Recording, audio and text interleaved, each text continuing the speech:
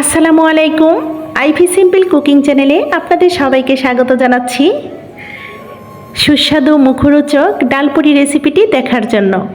কিভাবে ঘরোয়া পদ্ধতিতে চটজলদি এই সুস্বাদু মুখরোচক ডালপুরি রেসিপিটি তৈরি করা যায় সেটাই আপনাদের সঙ্গে শেয়ার করতে যাচ্ছি। আশা করি পুরো ভিডিও জুড়ে আমার সঙ্গে থাকবেন। তাহলে চলুন দেখি এর মূল প্রস্তুত প্রণালীতে চলে যাই। সবার প্রথম ডালপুরির জন্য যেই ডালের পুরটা তৈরি করব তার জন্য এখানে মেজারমেন্ট কাপের হাফ কাপ পরিমাণ নিয়ে নিলাম মসুর ডাল। মসুর ডালগুলো ভালোভাবে পানি পাল্টিয়ে বেশ কয়েকবার ধুয়ে নিয়েছি। এরপর এখানে কিছু মশলা দেব। এখানে পেঁয়াজ কুচি, কাঁচামরিচ ফালি করে দিয়েছি, আর 1 চা চামচ পরিমাণ করে আদা বাটা, রসুন বাটা, জিরা গুঁড়ো, হলুদ গুঁড়ো, স্বাদ মতো লবণ দিয়ে দিলাম। এখানে মেজারমেন্ট কাপের 1 কাপ পরিমাণ নর্মাল পানি, হাফ কাপের জন্য 1 কাপ পানি দিলেই চলবে। দিয়ে এখানে আমি সামান্য একটু সয়াবিন তেল দিয়ে দিচ্ছি। তেলটা দেওয়ার পর ঢেকে আমরা 10 থেকে 15 মিনিট জাল করে নেব। 10 থেকে 15 মিনিট পর ঢাকনাটা সরিয়ে দেখুন ডালটা কিন্তু সেদ্ধ হয়ে একদম শুকিয়ে যাচ্ছে, অনেকটা ঘন হয়ে গেছে দেখতে পাচ্ছেন। আমরা আর কিছুক্ষণ এটা জাল করে নেব, একদম ঝুরঝুরে হয়ে যাবে যখন ঠান্ডা হয়ে যাবে। ডালপুরির জন্য ডালের পুরটা তৈরি হয়ে গেছে। এই পর্যায়ে একটা বাটিতে উঠিয়ে নেব। এটা কিন্তু ঠান্ডা হলে একদম ঝুরঝুরে হয়ে যাবে।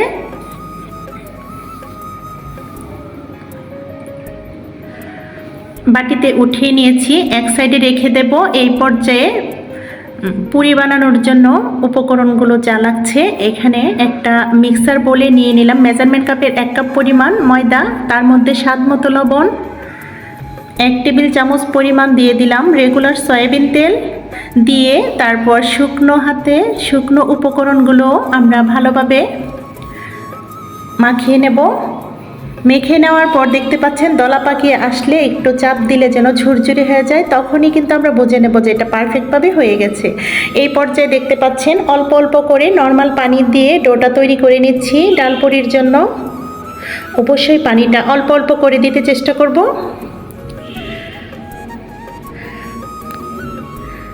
তো ডালপুরির জন্য যে ডোটা তৈরি হয়ে গেছে, আমি 30 মিনিটের জন্য ঢেকে দিয়েছিলাম একটা কিচেন টাওয়াল দিয়ে। 30 মিনিট পর দেখতে পাচ্ছেন একদম সুন্দর পারফেক্টভাবে একটা সফট ডো তৈরি হয়ে গেছে। এই পর্যায়ে আমি এটা ভালোভাবে ময়ান করে নিচ্ছি।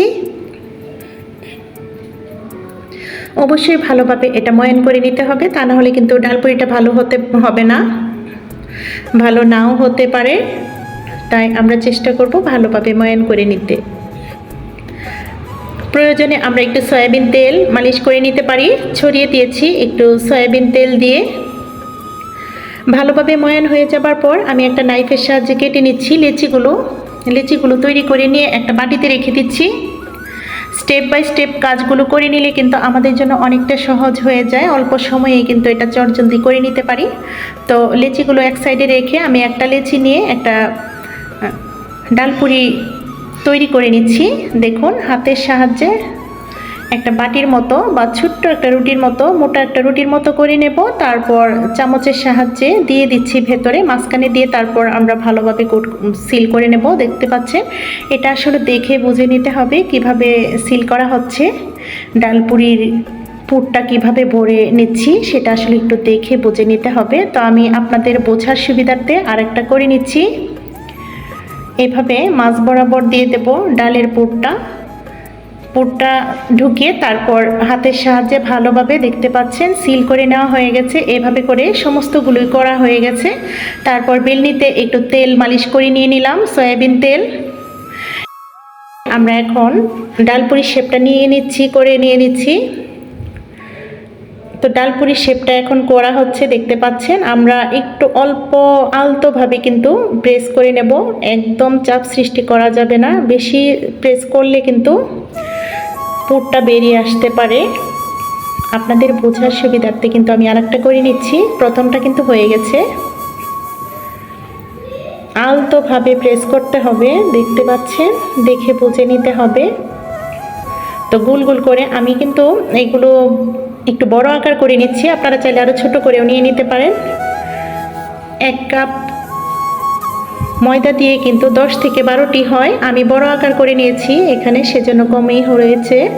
এই পর্যায়ে দেখতে পাচ্ছেন হাতে কিন্তু চেপে চেপেও একটা ডালপুরি তৈরি করা যায়, নতুনদের জন্য কিন্তু এটা খুবই সহজ হবে। আমি হাতের সাহায্যে একটা ডালপুরি তৈরি করে নিয়ে নিলাম, সেটাও আপনাদের সঙ্গে শেয়ার করলাম।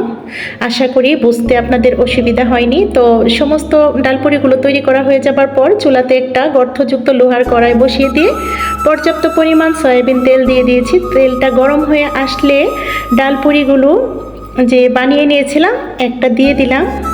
তেলে দেওয়ার সময় অবশ্যই একটু সাবধানতা অবলম্বন করতে হবে, তা না হলে কিন্তু তেল ছিটকে যেতে পারে, গরম তেল। তো ডালপুরিটা দেওয়ার পর দেখতে পাচ্ছেন কি পরিমাণ ফুলে গেছে। আমি কিন্তু এপিট ওপিট করে ভেজে নিচ্ছি। আপনারা অবশ্যই দেখেই বুঝে নিচ্ছেন যে কি পরিমাণ বড় ছিল। আমি আসলে একটু সময়টা বাঁচানোর জন্য বড় করে বানিয়ে নিয়েছি, বাচ্চাদেরকে আসলে একটু বুঝ দেওয়ার সমস্যা হচ্ছিল, সেই জন্য একটু বড় করে বানিয়ে নিলাম, তাড়াতাড়ি যেন হয়ে যায়। আপনারা চাইলে আরও ছোট করে বানিয়ে নিতে পারেন। তো একটা ডালপুরি কিন্তু ভাজা হয়ে গেছে, উঠিয়ে নিয়েছি। এই পর্যায়ে আপনাদের বোঝার সুবিধার্থে আরেকটা ভেজে দেখিয়ে দিচ্ছি। দেখুন এটাও কিন্তু এভাবে ফুলে উঠছে। এভাবে করে সমস্ত সবগুলো ডালপুরি কিন্তু একদম পারফেক্টভাবে ফুলেছিল, আলহামদুলিল্লাহ। দেখুন দেখতে কতটা কিউট লাগছে, মাশাআল্লাহ। আসলে একটা রেসিপি কিংবা কোনো কিছু তৈরি করতে গেলে যদি পারফেক্টভাবে হয়ে যায় তখন কিন্তু ভীষণ ভালো লাগে। আর যখন ভাবছিলাম সত্যি একটা এত সুন্দর স্মেল বেরোচ্ছিল, আর খুব সুন্দরভাবে একদম ফুটবলের মতো কিন্তু প্রত্যেকটা ডালপুরি ফুলেছিল। আর আমার যে রেসিপিগুলো সবসময় আমি চেষ্টা করি সহজ ওয়েতে আপনাদেরকে বোঝানোর। জানি না কতটুকু বুঝতে পারেন, আপনাদের কতটুকু ভালো লাগে অবশ্যই কমেন্টের মাধ্যমে বলে যাবেন। আর আপনাদের কী সব পছন্দ, কি রেসিপি পেতে চান সেগুলো অবশ্যই আপনারা কমেন্ট বক্সে জানাতে পারেন। তো এইভাবে সমস্ত ডালপুরিগুলো ভাজা হয়ে যাবার পর আমি এখন সার্ভ করে দেখিয়ে দিচ্ছি পেঁয়াজ রিং দিয়ে।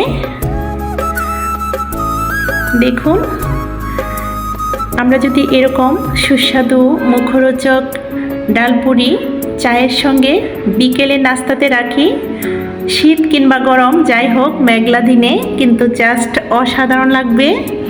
এই মুহূর্তটা চায়ের সঙ্গে জমে যাবে একবারে। আশা করি আপনাদের ভালো লেগেছে। ভালো লাগলে অবশ্যই লাইক কমেন্ট শেয়ার করবেন, চ্যানেলটাকে সাবস্ক্রাইব করবেন। আমি একটা ডালপুরি ভেঙে দেখিয়ে দিচ্ছি, দেখুন ভেতরের অবস্থানটা কী পর্যায়ে ছিল। আমি কিন্তু এখানে ডালের পুরটা একটু কমই ব্যবহার করেছি, আপনারা চাইলে আরও বেশি ব্যবহার করতে পারেন, এটা আপনাদের পছন্দ মতো। আমি আবারও বলছি আরও ছোট আকারেরও করে নিতে পারেন। খেতে দুর্দান্ত ছিল, আমরা কম বেশি সবাই জানি এই স্বাদটার সাথে পরিচিত আছি। তো আগামী ভিডিও দেখার আমন্ত্রণ রেখে আজকের মতো ভিডিওটা এখানেই শেষ করব। সবাই ভালো থাকবেন, সুস্থ থাকবেন, আমাদের পাশে থাকবেন, আমাদের জন্য দোয়া করবেন। আল্লাহ হাফেজ, আসসালামু আলাইকুম।